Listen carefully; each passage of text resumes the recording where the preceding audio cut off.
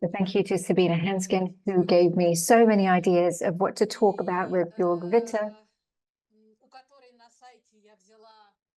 and on whose website I got reviews of your work, the texts themselves, the publications.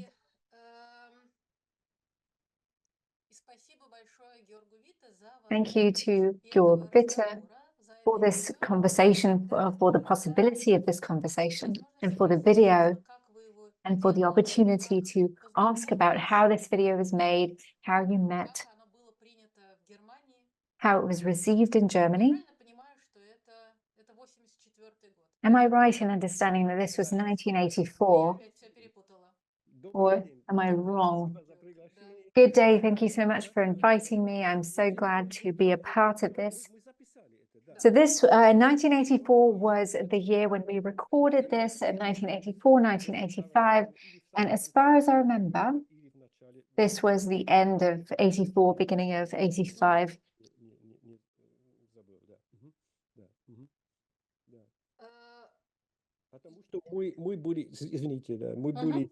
The first time we visited Moscow in 1982, 83, and we became acquainted with the Circle of Moscow Conceptualists. We did not have a camera on us at the time.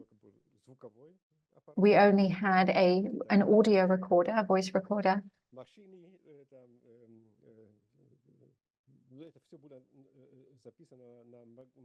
But this was all simply recorded onto a tape recorder. And the second time we visited, 84, 85, that's when we brought a video camera. I have to say that everything that has to do with the video, this part of our work,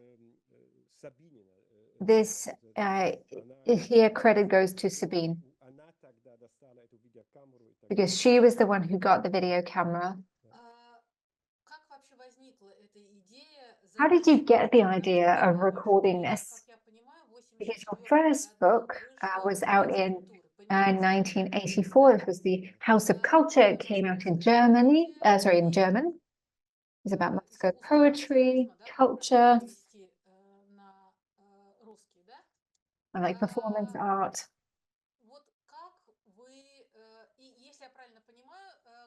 If I understand correctly, the book had a supplement in the form of an audio cassette. Yes, you're right. There was the cassette, and there were also these cards by Rubinstein. This was our very first edition in German, in the shape of these cards. This is something that we made as part of this project. The pre-romantic presuppositions. It also says that these records were made in spring of 1983, so the audios. That is correct. They did appear earlier. We recorded them during our very first visit. So can I ask you then, tell me about how you came to Moscow, what your aims were, and how come you decided to do this, to record this? And did you have any arrangements with the poets? What did they want? What didn't they want? When Sabine and I started this project, we started documenting this project together. At the very start, we didn't even think about this. We had no idea. We were students in the University of Bochum. We had a wonderful project. Karl Eimermacher is here. This was about sociocultural norms in the USSR, and we were part of this project together with Sabine. Back then, we did not work on conceptual art, conceptualism. Sabine was doing work around Soviet cinema. My work was around some poetry. I was preparing for my dissertation. I was writing about a new manner of Soviet prose, new manner of storytelling from Solzhenitsyn to Sorokin.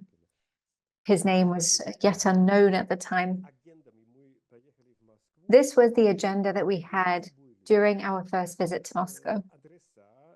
We did have some addresses. Wait, but why did you go to Moscow and not Leningrad, where the underground culture was much better? Why is it better? It's not better, it's just different. Well, of course, we know that by this time, Moscow already had a great underground culture as well, and yet Leningrad is even more diverse. But that's a whole other conversation about how the Moscow and Leningrad underground are different. But was this a conscious choice? No, of course it was not. We did not choose Moscow because it was more interesting in this sense. No. We chose Moscow because we received a stipend. Could you go to another city? Yes, we could. I did go to Leningrad on my own. I met several poets there as well.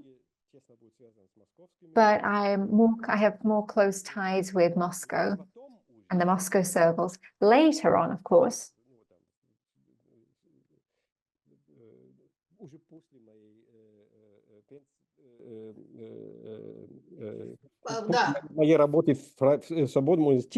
after my work at the Freie University, then I spent about 3 years in St. Petersburg doing some work, but that was a completely different story.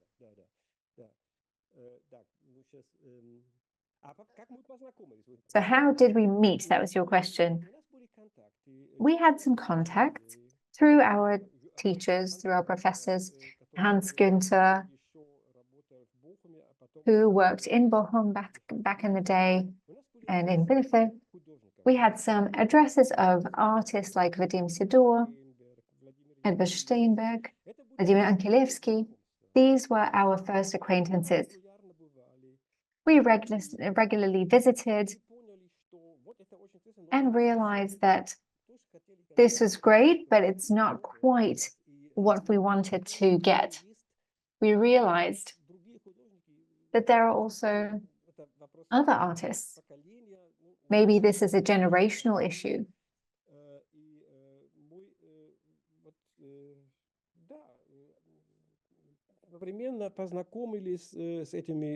At the same time, we met these artists. And I remember that the first contact with this environment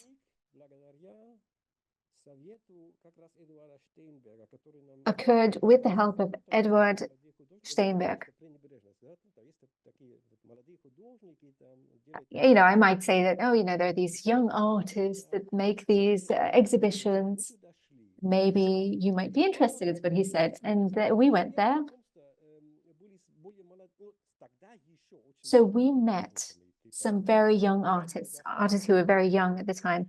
Yuri Angbert, Vadim Zakharov, the Muhammed band or group. Then we've met some other poets with Nekrasov.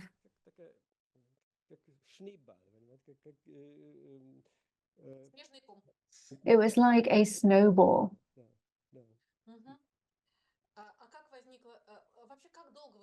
And how long were you there for? Did you come and go?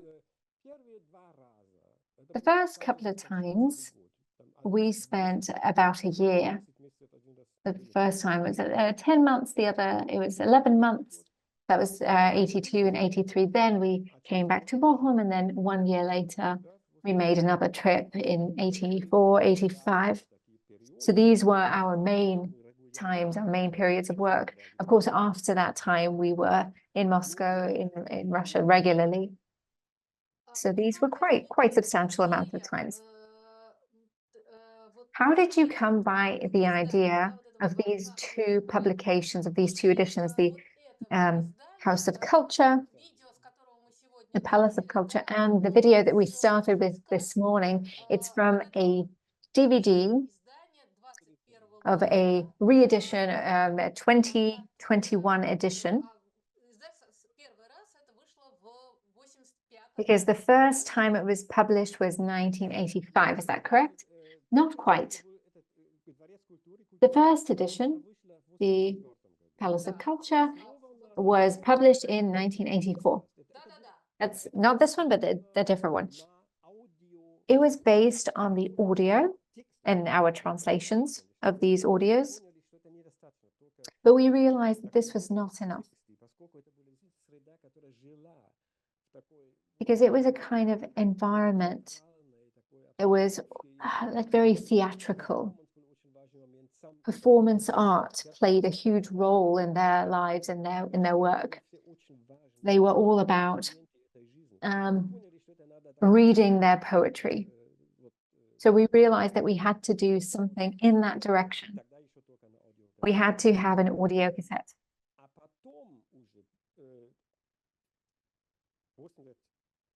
And then after that, in 1984-85, when we had the camera, we recorded them on video. And this material, or parts of it anyway, we published in 1987 on a VHS tape.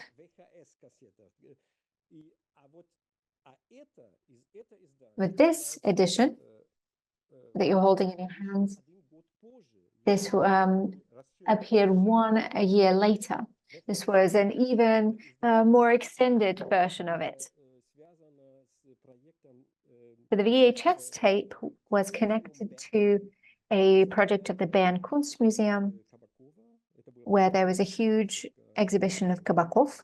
I think it was the first big exhibition of conceptual art in Europe. And I think this was 1988, around new Moscow art, not just conceptual art. So within this exhibition, we showed this extended video.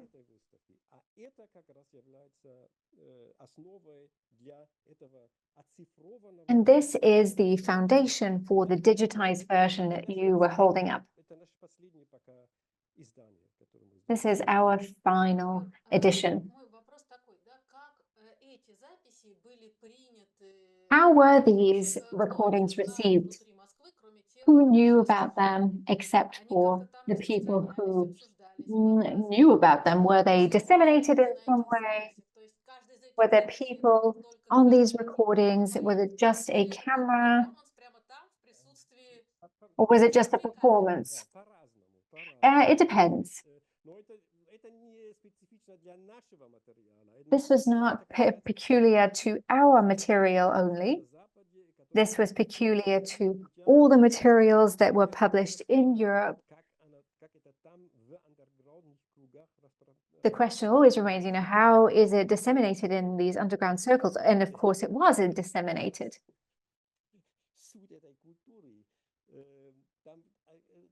The very idea of this culture is that you cannot document how this was disseminated. Just to give you one example, when we published the Palace of Culture in 1984, we were very proud of this edition, and we returned to Moscow. This was our second year. We showed it there. And of course, I remember that there was this evening, or 2 evenings even, where we got together 20, 30 people just to listen to this recording. And the artists themselves got a copy, which they, of course, then copied out, and then they gave to their own acquaintances and friends. So I'm looking at the Palace of Culture, Vsevolod Nekrasov, Andrei Monastyrsky, Lev Rubinstein, Prigov, Dmitri, as it is written there.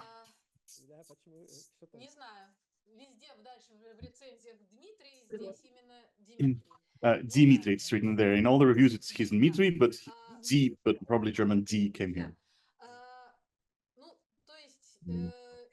So several authors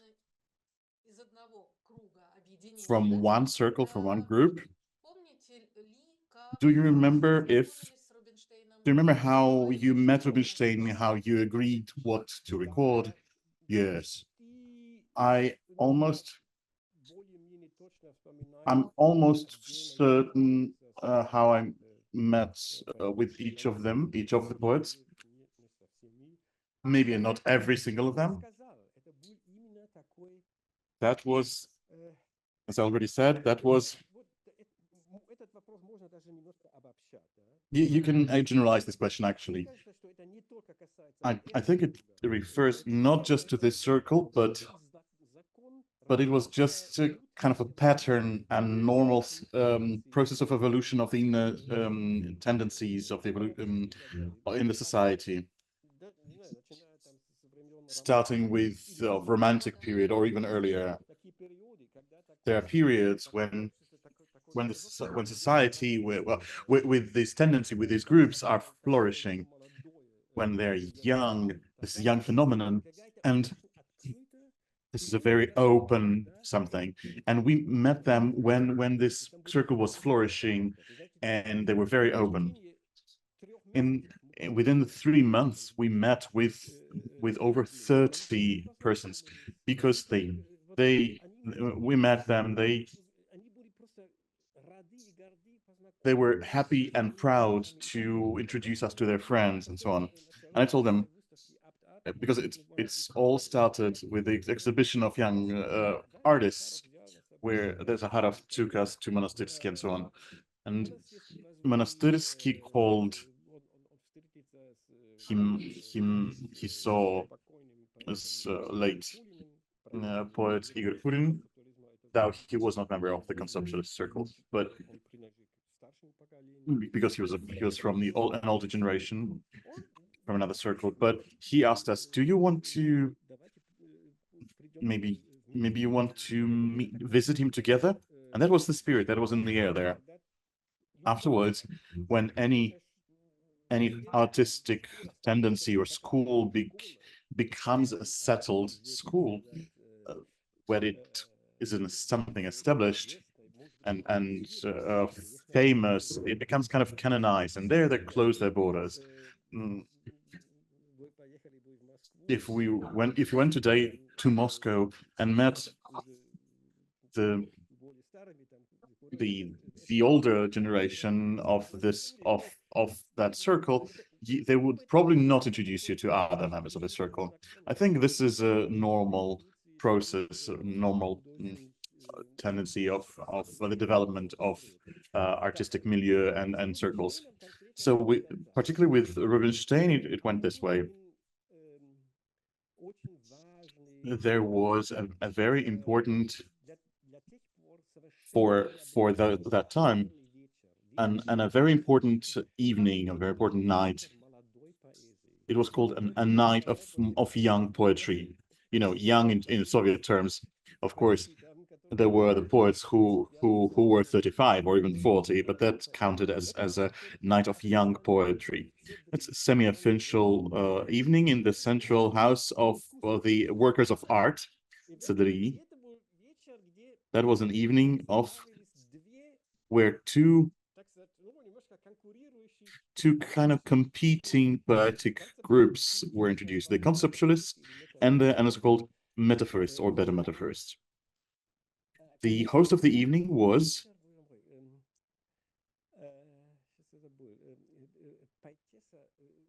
a poet. She was from a more classic status. Olga Sidakova, of course. She was the host of the evening. And at that soirée, Rubinstein was reading, whom I by then hadn't met. I'd met already Nekrasov, Monastyrsky, who were reading that night, but after the performance of Rubinstein, I approached him to get introduced.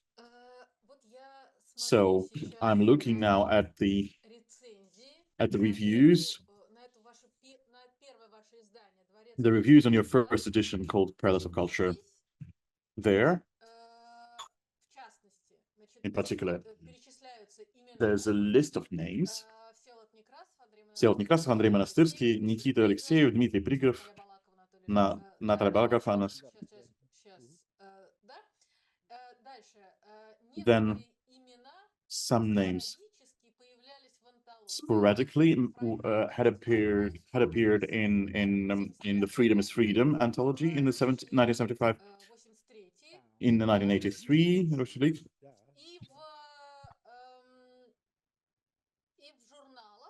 and in several magazines, Accents, in third edition, 1982. So my question would be, so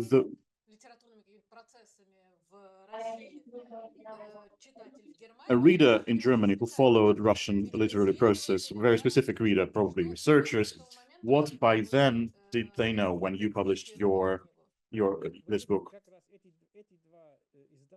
So these two volumes, which mentioned, Publishing House Arche, it was put together by a wonderful Austrian translator, Lev Rubinstein, and one issue of Accenter magazine of 1982. Yes, 1982.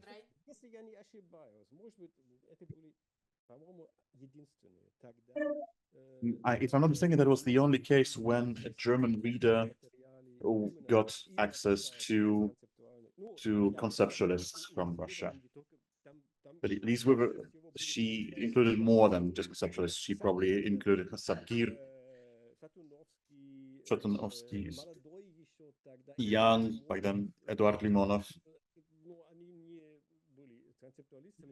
They were not conceptualists, but if I remember correctly, Lee's called them concretists, poets. They were a little bit close, similar to German concretist poetry. But that was an issue of accent. It focused on the new poetry from Russia. And that was the first time where I, from that volume, learned Felix Philipp Ingold put together that anthology. And that was the first German mentioning and first German publication of the group of collective actions. There was just one action was presented there. So we were not the first ones. So maybe we were first one to give a picture of the environment of the situation. I'm looking at a different review, 86, Slavic and Eastern European Journal. It gives a detailed overview of your activities. You're a little bit criticized for the structure. Why? Then maybe you will finally, after 40 years of that, you will learn what you did wrong in your publication. Sure. Olga, back then we were so inexperienced. There were many mistakes done then.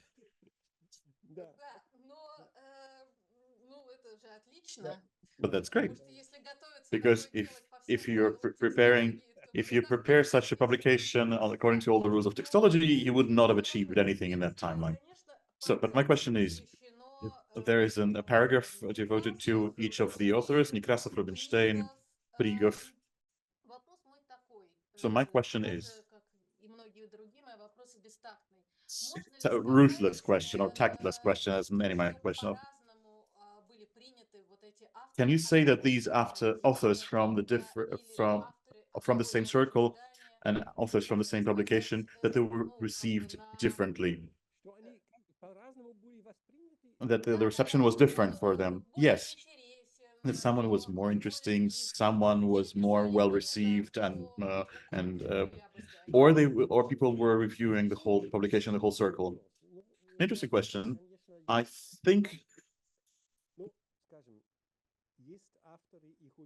there are authors and artists who who, not because they're better or worse, but because of the themes they focus on and accessibility of what they write. Accessibility of the different culture, accessibility of what they write to different culture, to different audience. The known example is Vladimir Sorokin and in literature, and then young Ilya Kabakov in art. So these works were easier to understand for the Western public in the connections to their context, because Sorokin quite explicitly wrote. If we look at Rubinstein, was more hermetic in his sword. It was not, his poetry was not self-evident for Western reader, because there are some contextual elements at play.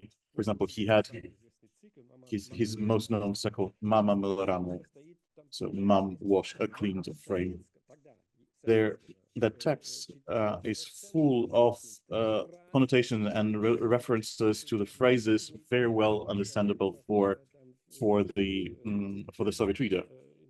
Even the first phrase was from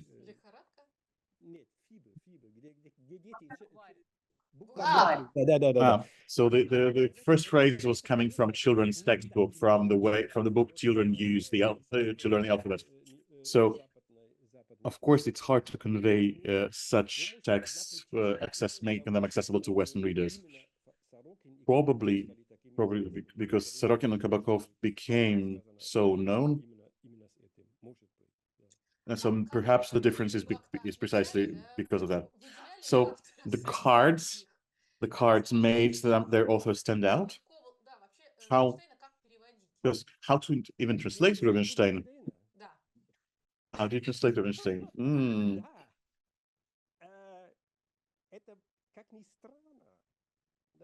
It may seem strange, but at first glance, it is very easy to translate. The phrases are so simple, right? But then actually it becomes hard and difficult. We translated a lot of Prigov, and that's not as simple as one would think, because his phrases seem to be trivially rhymed, and you need to find German equivalents. It's not that easy, but to be honest, it was harder to translate Rubinstein and Nekrasov, who at first glance seemed to be just easy peasy, very minimalist phrases, but precisely because of how contextually connected these texts are, you can't just translate it bluntly and plainly into German. You can't include the whole context just in your translation, because the text echoes the context. Just an example: Mama Milorama, so Mom washed the frame, picture frame, and we decided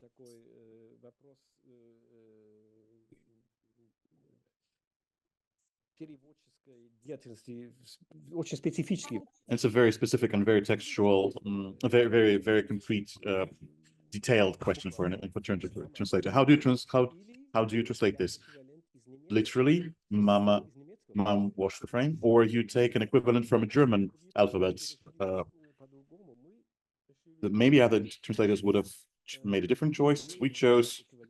We didn't take the German equivalent from a German kids book, because it's a Soviet text. You can't. It's an translation of Soviet text, and you can't just untie its connections with the context. And that was our dilemmas.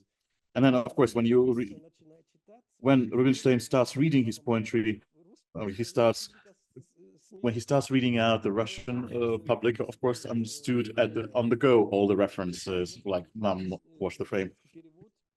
When we read the German translation, this context was not there for them and not immediately obvious. But on the go, in the process of the development of the text, I hope that we managed to convey this contextual surroundings of the text.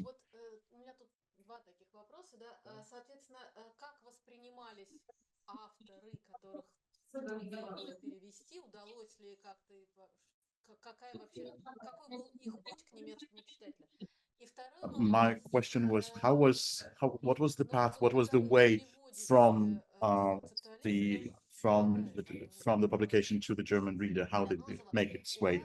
And then when you translate authors like Leonozov,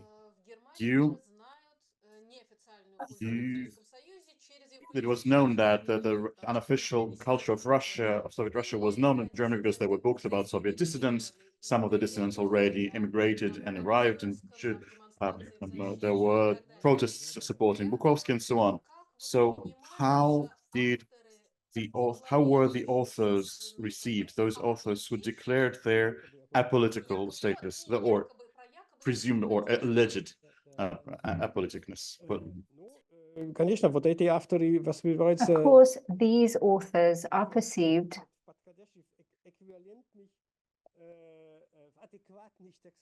in an equivalent, in a similar manner as with German writers to the German public. The circle of readers who read avant-garde literature, for instance, apart from our books, there were some other influential sets of books, 3 of them, that we put together for a journal, the leading journal in Germany for experimental international literature. It was this public that received it. This was a bit later, of course. This was around the middle of the 90s. But this is an exception to the rule. Sorokin became more widely known to the general public, but he would not become so well known otherwise. Let's say his work titled The Q would not actually make him famous. It was just a dialogue, a set of remarks. It is through his more political work became better known. So maybe this was a more narrow kind of audience. As for those people who read this poetry of, let's say, Thomas King outside of Germany,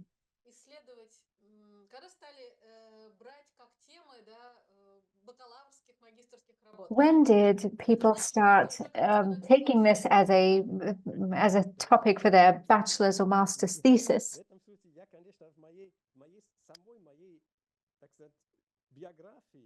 In my biography as a scholar, this is a really interesting point, because you really start as an inexperienced student. Yeah, this was so foundational. You know, you start studying something and you don't realize that they are going to become canon. And then later, when you become a professor, you get students who are now writing about Prigov and about Nekrasov. That's how it goes.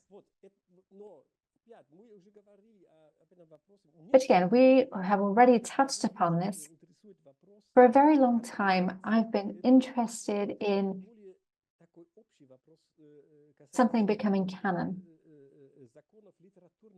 about the literary evolution and its laws. When something becomes canon, when this happens to a certain literary circle, a certain brand of literature, so there are some non-mainstream, non-canonical, some marginal movement that becomes canon. And it's fascinating to see how differently the artists themselves respond to it. It may be completely unexpected for the authors themselves, for the artists themselves. This started during the Perestroika. But the peak, perhaps, in terms of their international reputation were the 90s, because all of a sudden they were part of all of these international exhibitions and they became canon. And it's fascinating how differently all of these artists respond to that.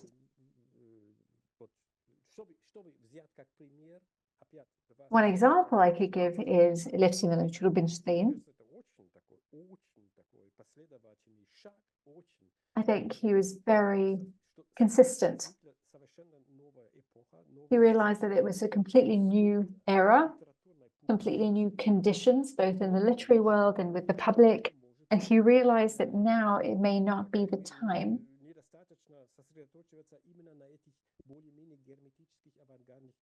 that it may not make sense to only focus on these avant-garde circles, on this very narrow circle. And he starts publishing his other works, not just conceptual art, but let's say narrative essays. He starts publishing those in the journals and the magazines, the weekly magazines that start appearing at that time in certain internet portals like grani.ru, all of those that were banned under Putin.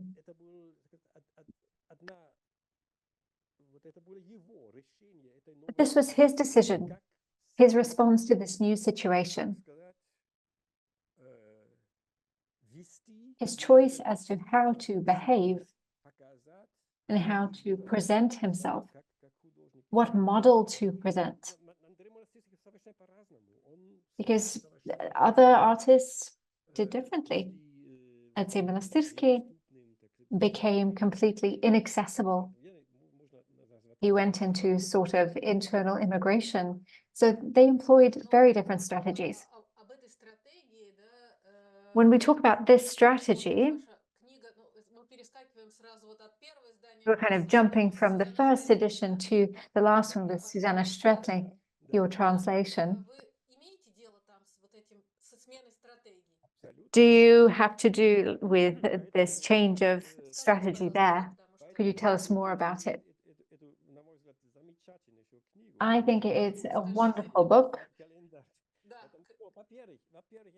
The calendar. Why with Susanna and not with Sabina? Because, of course, my co-translator is Sabina. But in this case, Susanna Stretling and I had this wonderful seminar. It was called Kitchen Talks. So we were kind of reminiscing about something that was typical in the Soviet Union, these kitchen talks. And we met with some students, with authors, with artists, with musicians.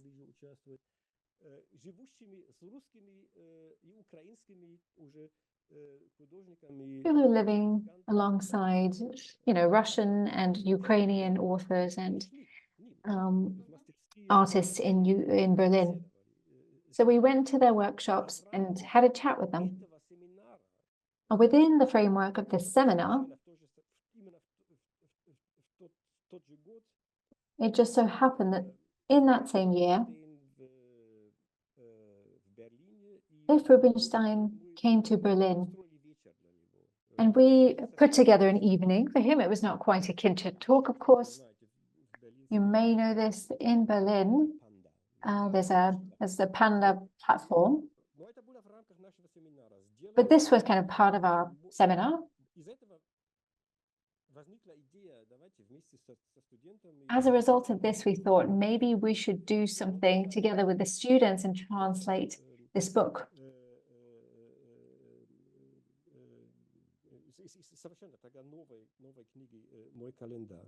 This was a completely new book at the time, My Calendar. It's a very interesting question, a very interesting topic. We were working together with our students, translating together with our students. And this was my experience with Sabine. During our Bochum period, for instance, we had a seminar in Essen University, around literary translations. And together with our students, we actually did translate a book by Rubinstein. And in Essen, your book Here and There was published. It's not connected to that seminar that I mentioned, but it's connected to the magazine Schreiber, because we work closely together with the editor of this magazine. He still publishes it. He was absolutely amazed by this material.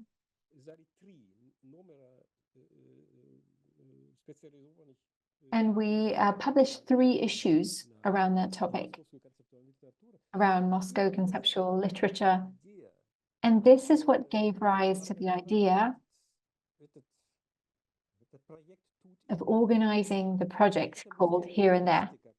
This is something we did together with Norbert Schreiber and Goethe Institute, who funded it, sponsored it. So I just want to say that we are talking about the Poetic Festival. They had 2 parts, so Here and There. So in December 1989 in Germany, and then in 1890 or 91 in Moscow. Is that right? Yeah, so in 1991, we had it in Moscow. So was this the first opportunity to bring those people over? Yeah, we did have some separate trips. But you have to remember that this was the time when the borders were suddenly opened and these artists could finally travel. And one of the first trips where we got together a whole group, it was like a tour. This was the project Here and There. There were 7 Moscow and Leningrad poets who came to Germany. And then in return, there were 7 German-speaking, so which included Germans, Swiss and Austrian authors, who came to Moscow and Leningrad with their performances. So the Literary Herald of 1984 writes, you know, we have to underline the enthusiasm of Georg Witte and Sabine. So at what point were your names finally said aloud, not just as translators, but as organizers of this project? To be honest, I'm quite surprised. I forgot that our real names were mentioned.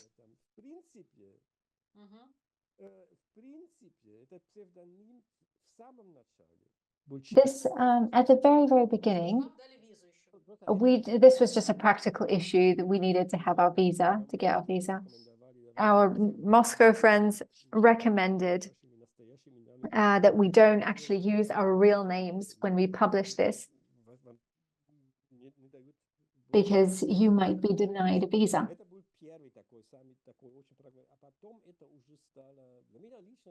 And then for me personally, it's a very interesting moment.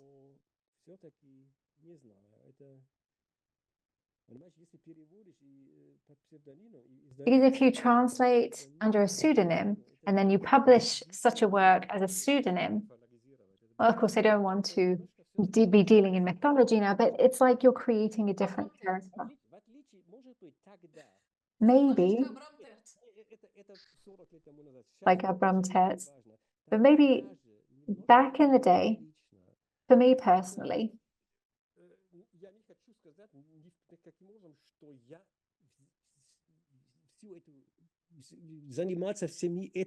I don't want to say that outside of my scholarly work, I can't say that I didn't want to do this, but it's not quite the same as organizing a seminar, at least not at the very beginning.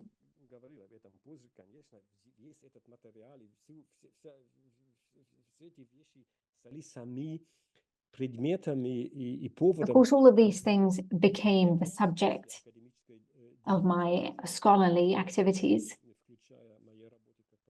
including my work as a professor, but this came later.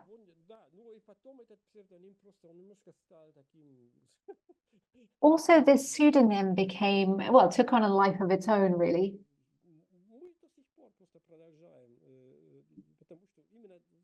And we just continued doing this, like these characters who are interpreters. And again, I don't want to create this big myth. Of course, today,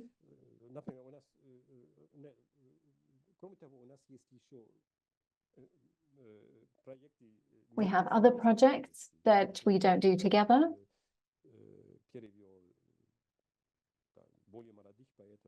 Let's say I translated younger poets like Kirillov and Pavel Arsenyev under my own name.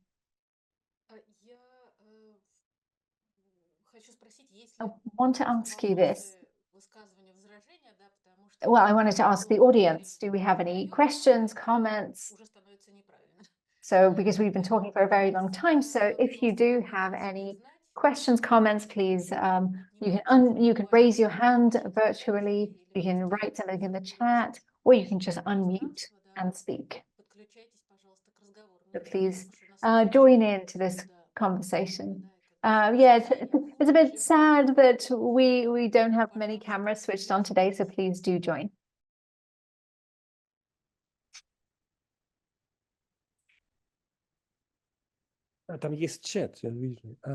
There is also chat, right?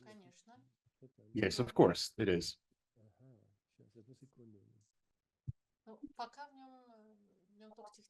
For now, there are just technical things in the chat, so nothing on the level of content.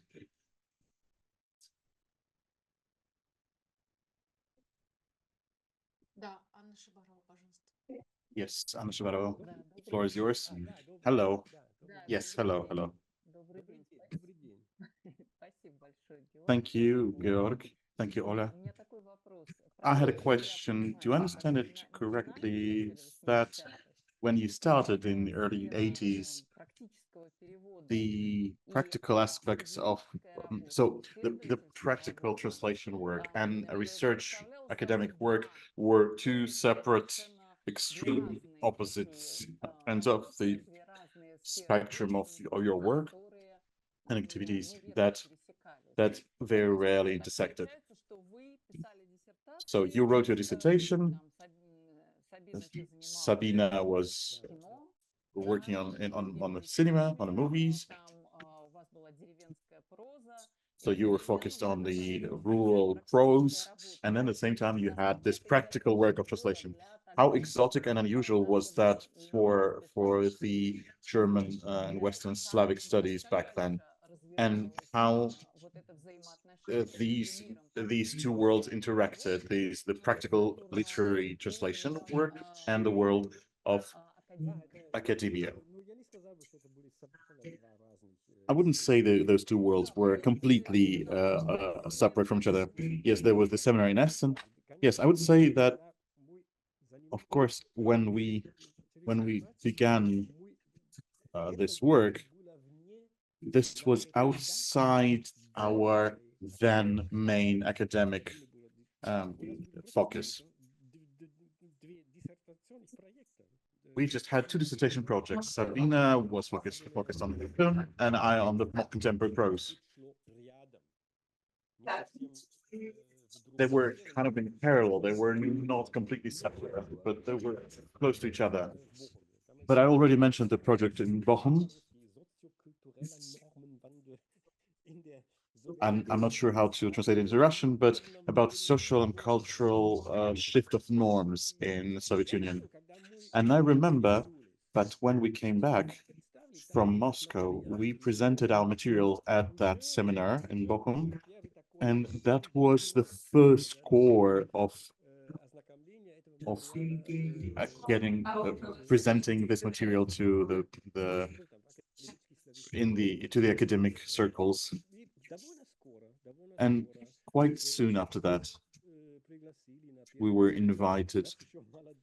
We're still young and rather inexperienced Slavic scholars. We were invited to present and to present our materials in such institutions as such important and influential institutes like the Bremen Archive, the archive led by Wolfgang Eichmann. And I would say it was gradually found its way towards the institutions and academic public, and of course primarily Slavic studies.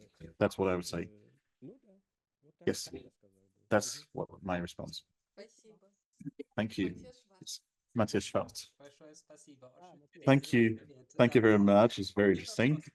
My question is, how Moscow, early 80s, were you the only students of Slavic students who were interested in modern art and culture and literature, or there were other students from other countries, maybe Americans or Italians, or someone from socialist countries?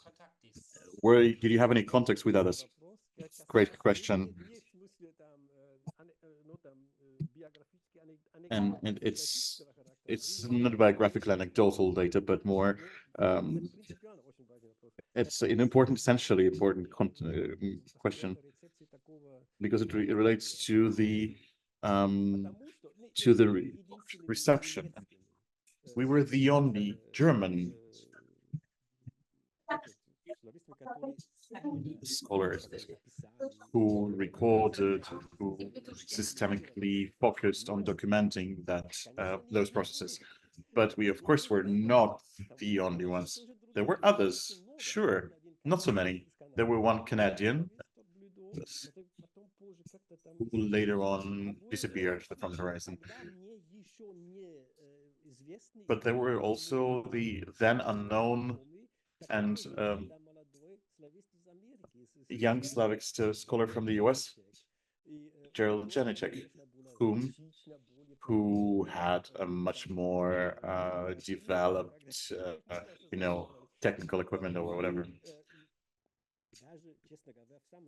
Even, to be honest, we had on the early stages some kind of jealousy, maybe, or we felt a little bit inferior competition, but that was a very short time because we collaborated and were great friends, because we were digging into the same direction, and that was just that we even worked a lot. We organized similar things together. But initially it was quite a realization that we are not the only ones. Gerald Janicek, do you know him, Matthias, right? A person who did quite a lot for the minimalist poetry. Maybe not so much for the art, but he wrote a lot about Satanovsky and Nekrasov. So he made great audio and video recordings back then. For me, the most interesting and most unique recording, it was where Dmitri Prigov was reading in Tabakov's workshop, and he was reading while being accompanied by the drums of Tarasov. He was reading his azbuka, his alphabet. It was a unique recording made by Janicek. Yeah.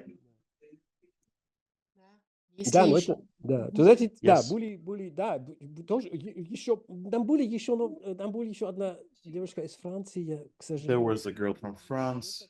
I don't remember her name. There were people from Slavics from other countries. Hello? Yes, hello.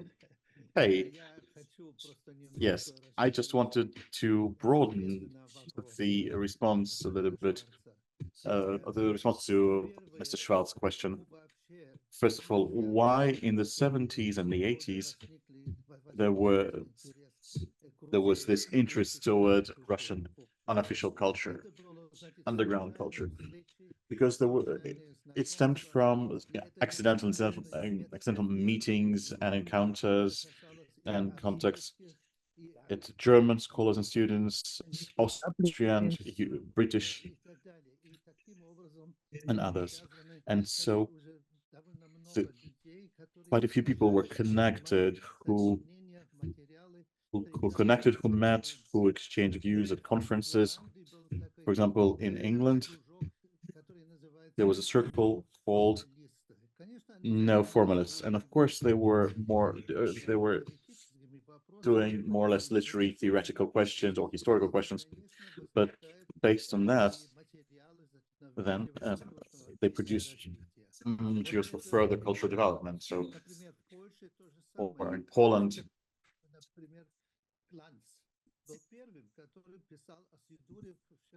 Glantz wrote in Czechoslovakia. I don't remember the title of the magazine, but he followed in social, as many others in social countries, what's happening in other countries. So the phenomenon you mentioned is much wider. We may one day be able to document who knew whom, because even in Bremen, in the archive, there's more than we think on this.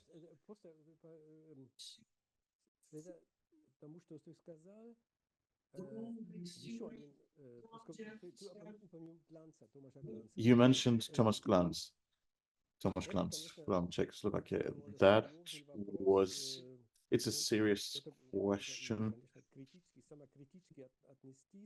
We can look critically on how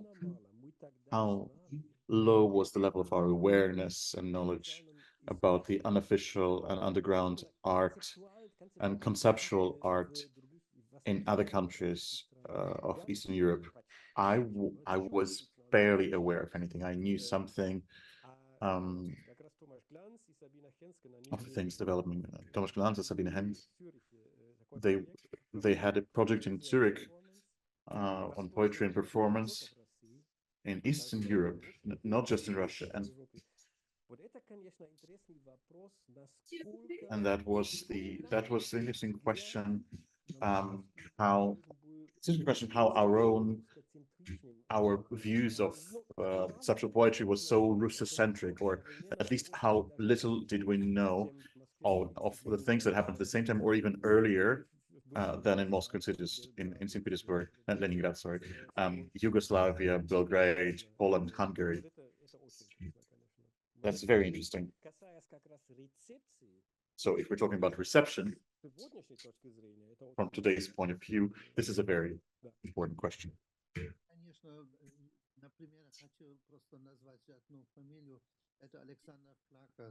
I would want to mention one name, Alexander Plakas, who hosted various conferences with academics, young academics from all over Europe and the US. So there was a plan to put together an encyclopedia of avant-garde, and in general, not just Russian, but of what happened in Belgrade and Hungary, of course. And in Hungary, at the same time, this whole process was accompanied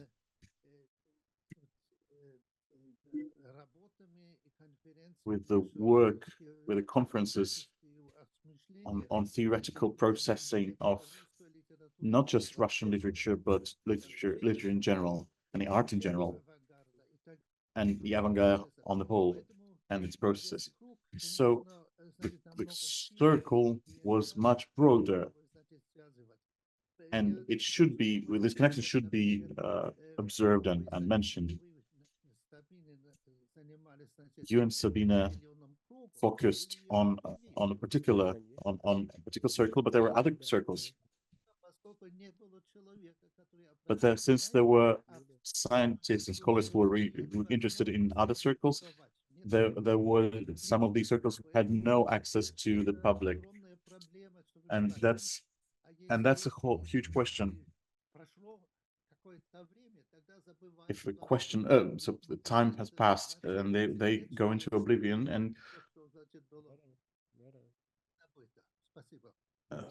in 20, 30 years, things are lost. Yes, I agree. There were other circles, our groups, our societies, our other. We were criticized from the Russian side. We're criticized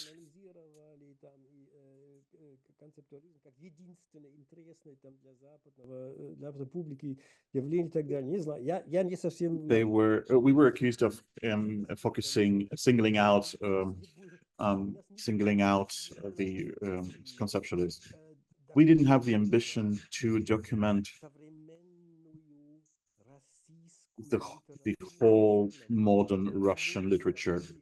We wanted to document something that was close to us aesthetically.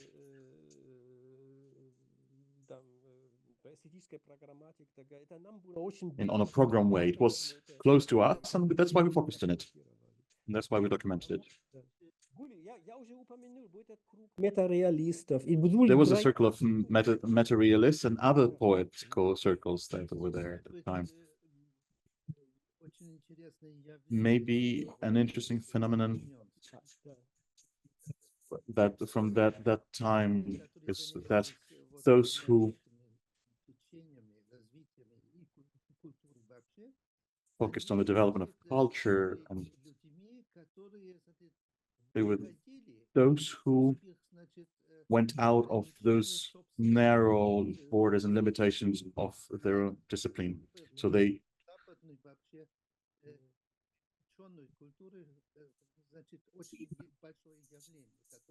and that was a big thing, big phenomenon for those times.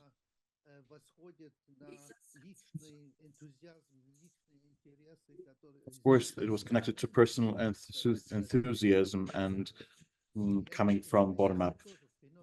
And this is also a phenomenon, especially in the Western world.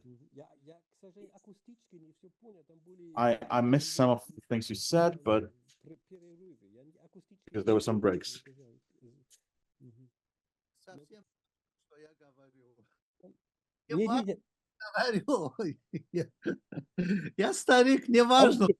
I'm an old man, you can ignore what I'm saying, says Karl Memacher.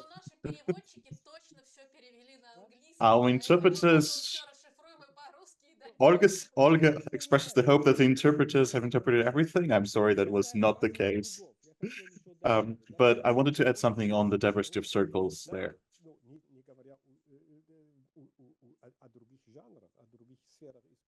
But not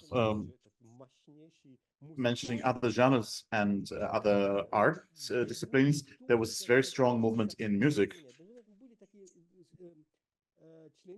There were some connection points between these different movements. So the musical avant-garde circle, there were those members who suddenly came to Monastyrsky, and we met them as well. And it was a completely different circle, but there were some intersections and overlaps. Sergei Letov, who was a saxophone player, who was served as a bridge between those circles. Natalia Pshenichnikova was a musician. She was a member of the musical circle, but she also she organized new alternative music festivals. You can compare this to what happened in the art and literary spheres of the conceptualists. But we met her later. We met her already in Bochum, and we were astonished. We were shocked that we'd never met before, because we had the same friends. We attended the same 2 or 3 same events, but we'd never met. So of course, yes, there were other groups. But that was the time, as I said, when all those artistic circles and milieus and groups, they were very open. When they were very interested in those contexts themselves, within Moscow and of course with the foreign guests. And it's very important to me. I think it was the era before the canonization of this phenomenon. Thank you very much. And so, Zal, Andrei, thank you, Olga, thank you, Georg, for this very interesting conversation. The question I have to Georg is that I want to bring together the two things that you were talking about.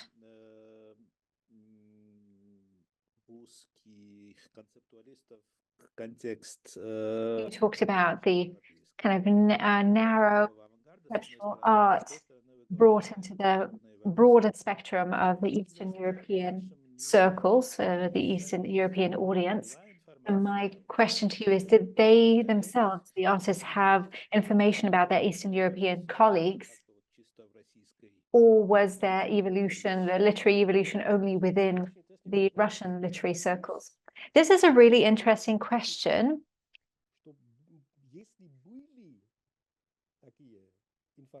I'm afraid that I have to answer that if such information was present, and I'm sure it was, because Eastern European artists were very well informed about what's going on beyond their countries. The same goes for the West, because there were international exhibitions, there were catalogs that actually did get into Moscow. So I was surprised at how much they knew, but from their conversations with us, I don't remember them talking about other Eastern European creators. This was the Soviet Union. They had close ties with Odessa. There was a whole group of Odessa artists who were very close to their Moscow colleagues. But as for other countries, there was no real talk about it. Because maybe they were too, I don't know if I can use the word too, taking into account the historical situation, but they were really focused on what is going on in the West. And of course, they really wanted to exhibit their works in the West. That's what my answer would be. Just to give, just by way of example,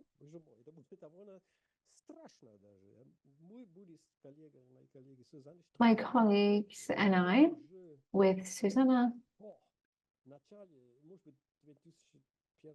this was maybe 2001, 2002, we were in Budapest at a conference. We visited a museum.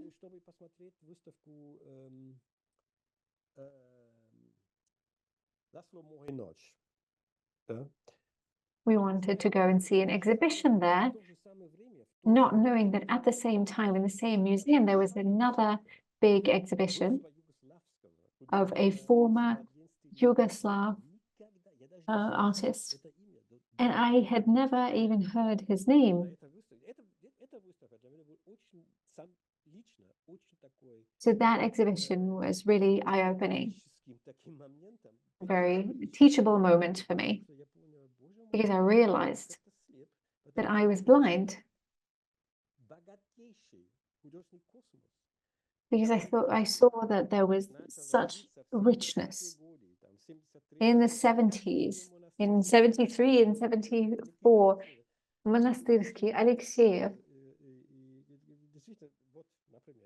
their work was so similar. So that was just really telling, a really telling example. So this was not just about Moscow and not just Russia.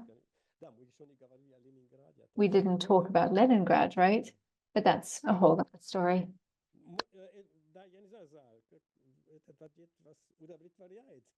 I don't know if this is an answer that will satisfy you. You talked about artists, and this is no surprise. As for Prigov and Rubinstein, are there any parallels to be drawn there in the realm of poetry? So it's clear to me with regards to artists, but what about artists of the word?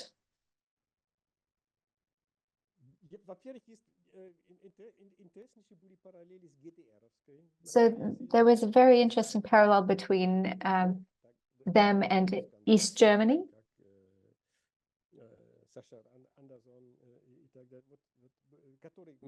Sascha Anderson.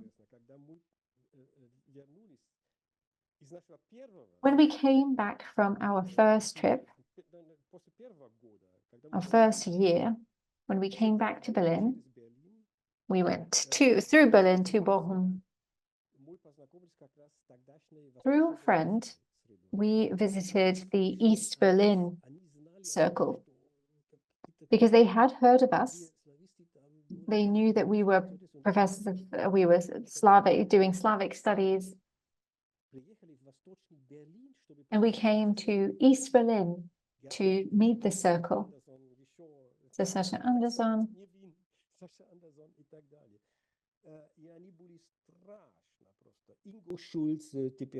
Ingo Schulz. They were incredibly interested in this material. And of course, we also felt that there's something in common in their way of thinking.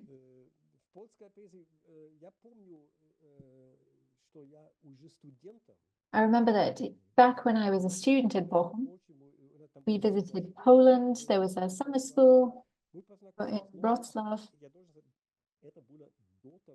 This was before I even encountered conceptualism. I didn't know what conceptualism was.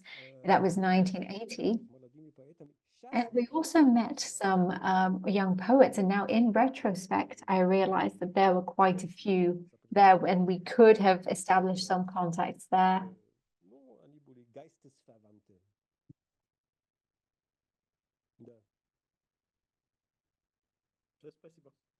Thank you. Matthias Schwarz. Could you say more about this, because it's very curious? How did they know that you, as people who do Slavic studies, are doing this? Was this from West Germany, or were these contacts from Moscow? This is just curious. I can't tell it all because of some private reasons, but we met through friends.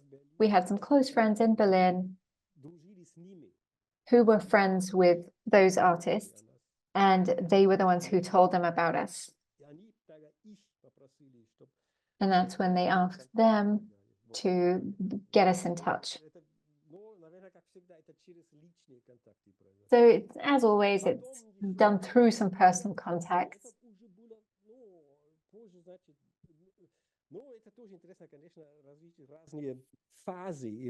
Of course, what's interesting is that there are, of course, different phases, different concepts of literature.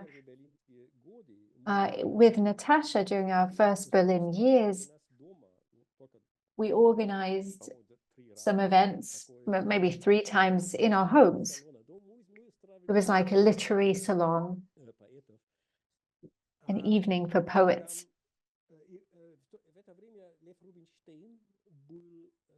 At the time, Lev Rubinstein was in Berlin because he had a scholarship, a stipend.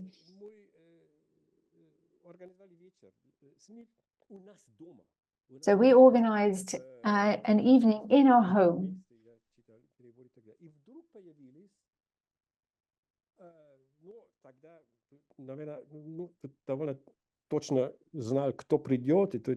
So back then, I pretty much knew who was coming. I knew the specific guests who would arrive.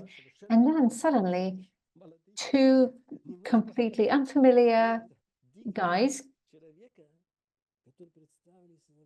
came there, and they introduced themselves, and they said, "We heard about Rubinstein. I know is Ingo Schulz. Они были тогда совершенно неизвестны еще. Они как-то слышали об этом. Они шли и с тех пор, особенно у Инго So they Schulz. listened, and then after this evening, they left, and from that day, I think a friendship was formed with Lev Rubinstein, with Sorokin.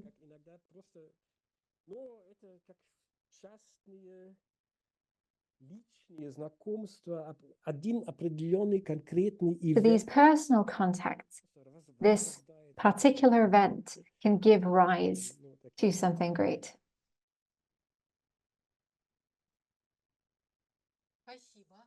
Thank you. Do you have any other questions?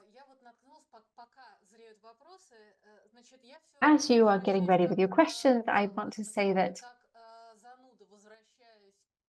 because I'm a bit of a nerd, I want to return to the very beginning, 1985.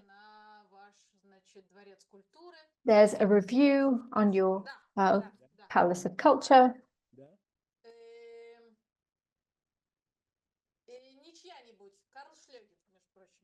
So not just anyone, but Karl Schlöger.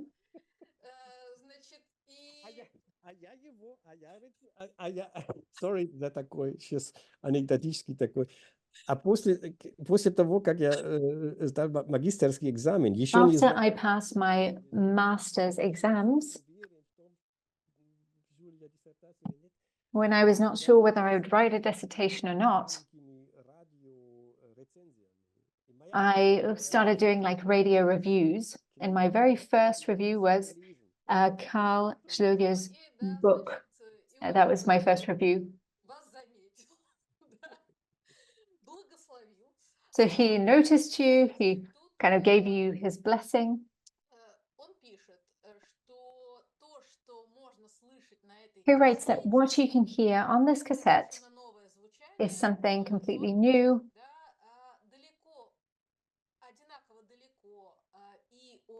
equally far removed from the pedagogical and serious official and from the pathos of idealism and nonconformism. So could you tell us about this older generation of nonconformists and what is this, the pathos of idealism? So with whom were you compared? Well, first of all, you need to ask Karl who was meant in this review, but I would respond that this is precisely. I mentioned my dissertation. So my dissertation was on then modern prose. I had two main protagonists, Solzhenitsyn and Sorokin, Siniavsky, Shukhin, Girt, and others. But I then was making distinction. I think the name of the Sascha Wonders is there. So the name of the publication was Game. Sorry, he didn't repeat the name. I saw the principled author's gestures, and for Solzhenitsyn, not just for Solzhenitsyn, for others too. I thought this is an appeal, moral appeal. I was not judging us or evaluating it better or as better or worse. It was just a different type of author's gesture. That's how I make the distinction. And there's a very important tone in many dissidents' works of the times. There was a moral or even moralistic nature of some of the texts, but I also saw some kind of game position of Sokolov and some pseudo-ritual literature of Sorokin, who allegedly was subject to collective rituals, but in fact was playing with those rituals. So I don't know what Karl mentioned by the high-end idealism, but I think he must have meant something of this direction of moral appeal of the distance literature. Thank you. And there was a question from the room. Yes, thank you. My question was, I think it can be a continuation of your question, Olga, because I thought a lot about the position that was taken by the conceptualists in relation to the current regime.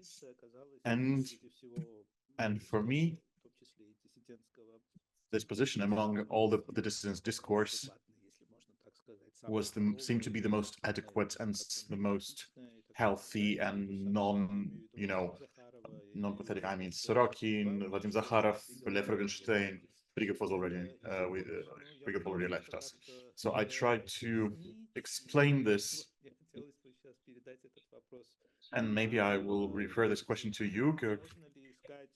How can we see the secret of their civic, if they're healthy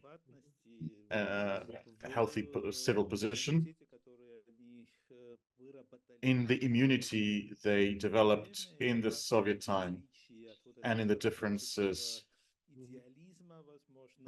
with the political idealism and Solzhenitsyn and others, national imperialistic positions. Yes, I think we're getting back to the question which was mentioned very shortly at the beginning of the conversation about the political or apolitical nature of conceptual literature. For me, it is a very political literature, but maybe if we understand what is political broadly, because this is literature that subverts and disrupts the language foundations of the culture.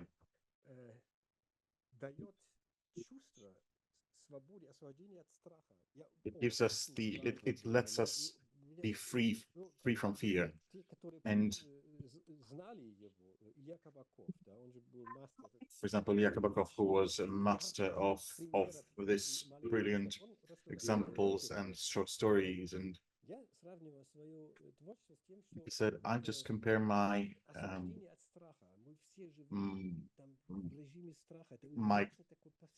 work as a work on liberation from fear, because we live in everyday fear, and it's just not a fear from repressions, fear of repressions, but it's a general over-encompassing fear.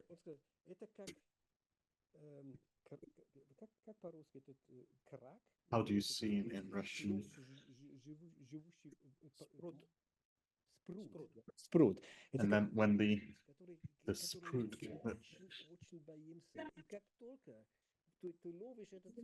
this kraken, that's it's something that whether it's in the water, we are very afraid of it. When we take him on board of the ship, we laugh at it.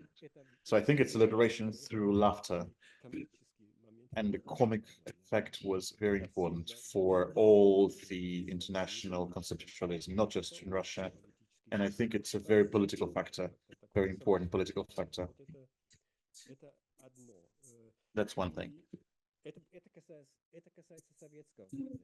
And that's about Soviet time. But you, I think, mentioned Putin's time, right? In general, I'd say that this is the same. It's subverting the language and the symbolic structures of the dominating discourse. I think this is their approach. And in that time, I think it's changed, because back then they already were able to more explicitly talk politically, as Lev Rubinstein did in his essays, in his journalism work, and as Sorokin did in his novels and his dystopian novels.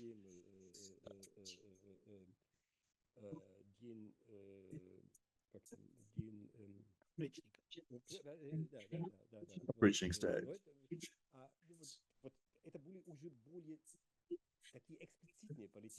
These were explicitly political statements, but I would in general say that this approach,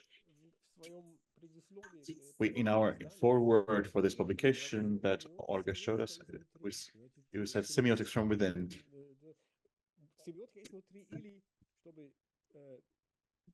Semiotics from within, or a different term.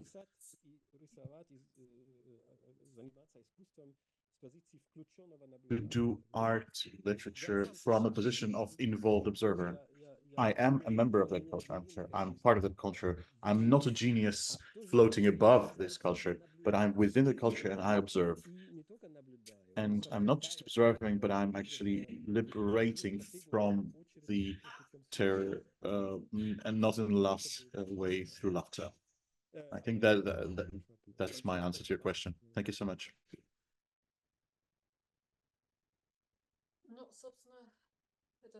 And that's also an answer to the question of alleged apolitical statement of and the positions of those poets.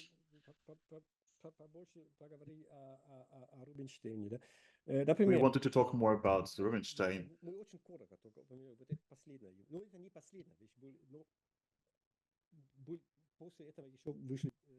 It's one of his last works, not the last word, because there were more works published, but my calendar. It's a late work of Rubinstein. It is kind of calendar, but on every calendar day, for every day of the year, Rubinstein remembers some funny or not so funny situations and events from his childhood in the 50s. Allegedly, that's just, on a superficial level, it's just plainly autobiographical, apolitical work, but it's actually very political, because in this way he disrupts and subverts the official regime of the time, because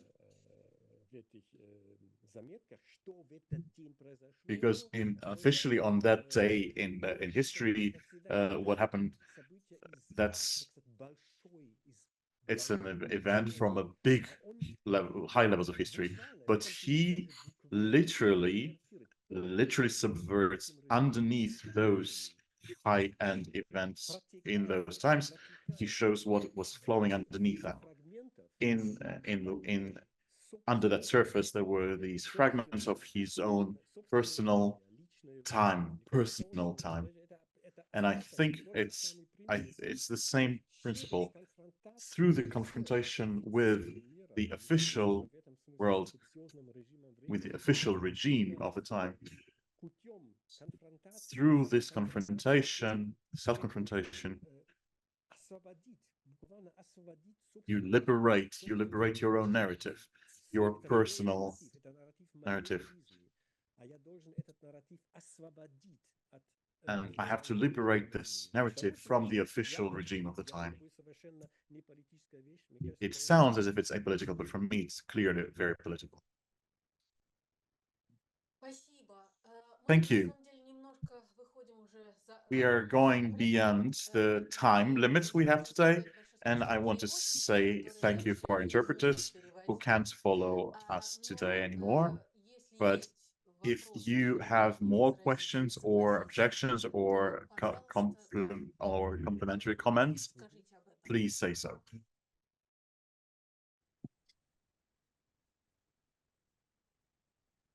Алло?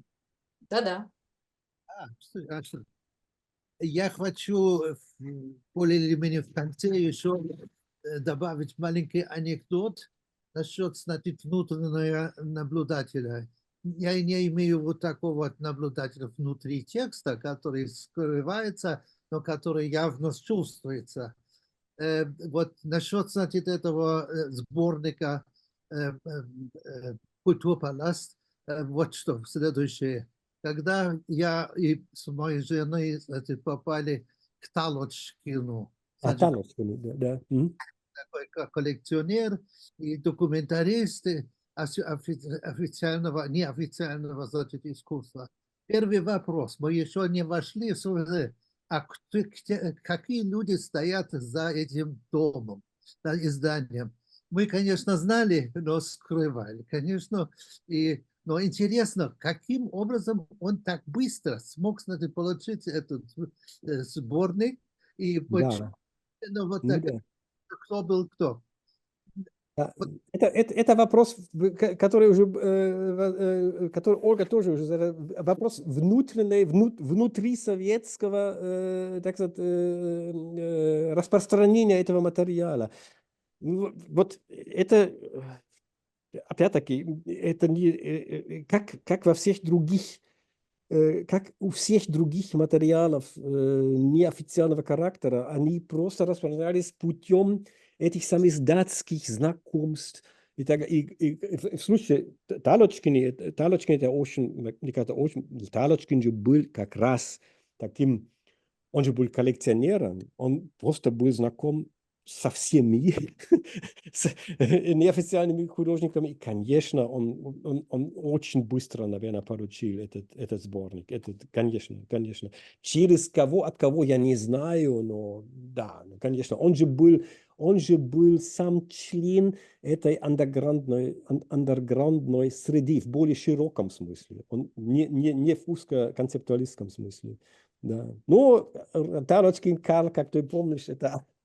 Почему он именно спросил тебя, кто за этим, это другой вопрос. Но об этом мы здесь не будем говорить. Все самое интересное остается за кадром. Да. Чувствую, что я приобщилась к какой-то большой истории, литературе, чего-то, да, но все самое интересное осталось где-то еще. Но это не, ну как, нет. Да. Если, да, спасибо большое. Можно, там были подозрения, что он, может быть, тоже как-то стучал. Но это были подозрения, никто не знал точно. Можно сказать. Да. Спасибо за этот разговор, который получился очень каким-то... Мне всегда очень нравится, когда получается разговор, а не моя беседа с человеком, который пришел говорить вообще-то не только со мной. Да, большое спасибо за это. Есть ли еще какие-нибудь вопросы, прежде чем мы отпустим всех, кто уже хочет идти? Да, есть ли какие-нибудь самые-самые еще важные вопросы? Самые важные. Да. Ну, тогда действительно большое спасибо, потому что, мне кажется, мы сегодня попытались смочь многое, да, и продолжить предыдущие разговоры, да, и поговорить, да, собственно, о ваших работах и о Рубинштейне. Спасибо большое, Георг. Спасибо вам. Спасибо, Ольга. Да, спасибо большое всем пришедшим, говорившим, спрашивавшим. Спасибо. Да. В декабре, пятница, то ли 12, то ли 13 декабря, Бенджамин Неттенс. Выходит бестселлер буквально на днях или уже вышел. Бестселлер, книга о диссидентском движении. Новая, сегодня дописанная, 10 лет готовившаяся. Пожалуйста, зарезервируйте вторую пятницу декабря для этого важного разговора. Я еще напишу. Спасибо.